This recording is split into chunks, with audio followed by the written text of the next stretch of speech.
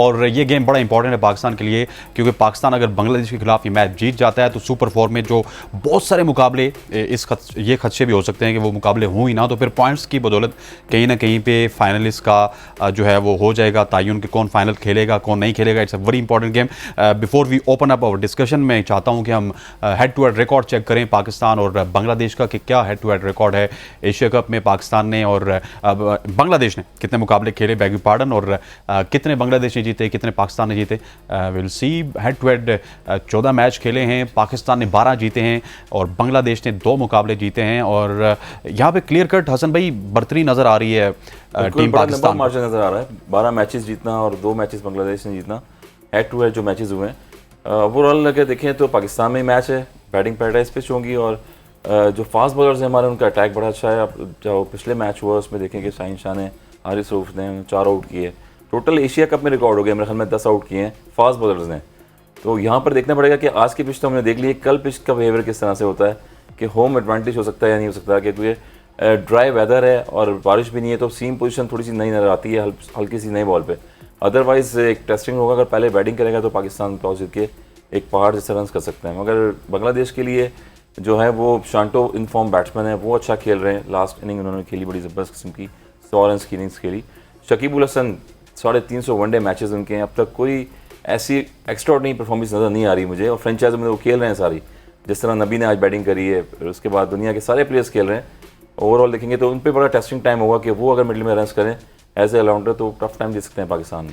1999 में पाकिस्तान को शिकस्त देकर बांग्लादेश क्रिकेट के अरीना में आया था और उस वर्ल्ड कप में सिर्फ पाकिस्तान बांग्लादेश से हारा था और फिर फाइनल में जाके ऑस्ट्रेलिया से, आज तक मुझे यकीन नहीं आता कि ऑस्ट्रेलिया से जाके फाइनल में हारा था। लेकिन उसके बाद आज तक बांग्लादेश की टीम बांग्लादेश से बाहर परफॉर्म क्यों नहीं कर पा रही। उसके बाद बहुत सारी टीम्स आई, वो सुपरस्टार टीम बन गई लाइक अफगानिस्तान, और बहुत सारी मतलब ब्रांड वैल्यू अफगानिस्तान टीम की, लेकिन बांग्लादेश टीम की ना इतनी फैन फॉलोइंग है और ना ही उतनी उनकी तगड़ी परफॉर्मेंस है।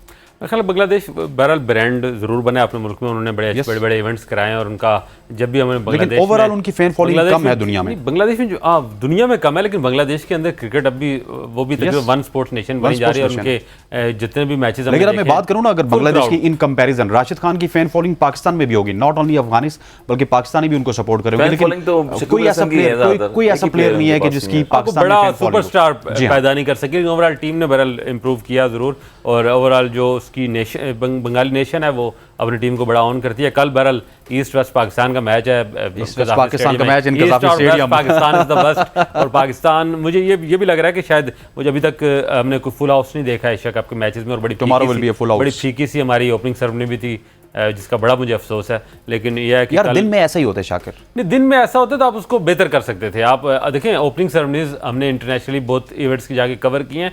ओपनिंग सेरेमनीज आप 15-20 साल बाद आपके मुल्क में कोई बड़ा स्पोर्ट्स का एक दिन पहले कर सकते थे, आप उस दिन रात को कर देते। अब मैच करा के क्लोजिंग को ओपनिंग बना लें, इस तरह का करके उसको फुल क्राउड होता, लोगों को दिखाते, वो तस्वीरें पूरी दुनिया में जा रही हैं कि क्रिकेट लगाई है और 4 लोग स्टेडियम में नहीं बैठे। लेकिन आप ज़हन में मुल्तान को भी रखें, परफॉर्मेंस वाइज बहुत वीक था। आप मुल्तान को भी ज़हन में रखें कि मुल्तान की आवाम ने एंजॉय किया, मुल्तान हमेशा आता है। नहीं मुल्तान की आवाम ने वो एंजॉय किया होगा, जो आवाम आई थी उन्होंने किया होगा, मुझे तो ज़्यादा नहीं नजर आई। बहरहाल उसको देखते हुए मैं समझता हूँ कल कज़ाफ़ी स्टेडियम में एक हाउसफुल भी होगा, क्योंकि जिस तरह की कॉल्स आ रही है ना जगह जगह से टिकट्स तो इसका मतलब लोग जाना चाहते हैं, देखना चाहते हैं। और नहीं भी होता तो इंतजाम करने चाहिए ताकि एक अच्छा मैसेज पाकिस्तान से जाए, क्योंकि अब एशिया कप का सबसे बड़ा आखिरी मैच है पाकिस्तान जो होस्ट कर रहा है वो यही है। उसके बाद सारे अब श्रीलंका चले जाएंगे, तो पाकिस्तान क्योंकि होस्ट है, सिंबॉलिक ही सही लेकिन होस्ट है। हमने कुछ इवेंट मैचेस पाकिस्तान ने करा लिए, तो एक यादगार के तौर पर कल क्राउड अच्छा होना चाहिए, मैच अच्छा होना चाहिए। और जिस तरह मुझे लगता है आज की विकेट ही होगी, हाई स्कोरिंग। आज भी क्राउड ज़्यादा था अफगानिस्तान का, अफगानिस्तान में 50-60 लाख अफगान इस वक्त पाकिस्तान में है, तो उस साल से लोग गए अपनी टीम को सपोर्ट किया।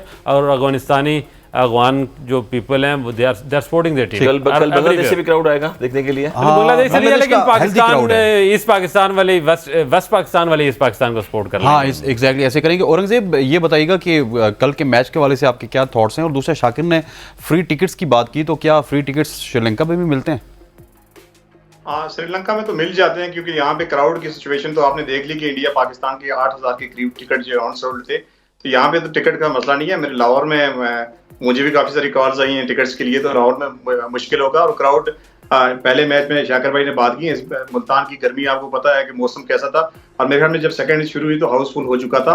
और कल के मैच में भी मेरे ख्याल में, क्योंकि ये आखिरी है, सुपर स्टेज का पहला मैच है ये, और लाहौर कल आखिरी मैच है, तो मुझे लगता है ये कल जो है वो हाउस फुल होगा और मैच देखने में मजा आएगा। क्योंकि जिस तरह बांग्लादेश की टीम ने परफॉर्म किया है लास्ट मैच अफगानिस्तान के खिलाफ, और उनके भी सुपरस्टार हैं, साकिब अल हसन है, मुशफिकुर रहीम है और मेहदी हसन जिन्होंने लास्ट मैच में सेंचुरी की, तो मुझे लग रहा है कि ये मैच बड़ा अच्छा होगा। लेकिन बाबर आजम चूंकि बड़ा कॉन्फिडेंट है आजकल, 24 घंटे पहले अपनी टीम अनाउंस कर देते हैं और फिर प्रेस कॉन्फ्रेंस में आते हैं तो बड़े खुले दिल के साथ आते हैं। बाबर आजम को देखकर बड़ी खुशी होती है, प्रेस कॉन्फ्रेंस में वो सवाल लेते हैं और चाह रहे होते हैं कि मुझसे और सवाल किए जाए। एक साल पहले का हम बाबर आजम देखें तो बड़ा फर्क है, सीख गए मैच्योरिटी आ रही है आज। हाँ, सीख रहे हैं।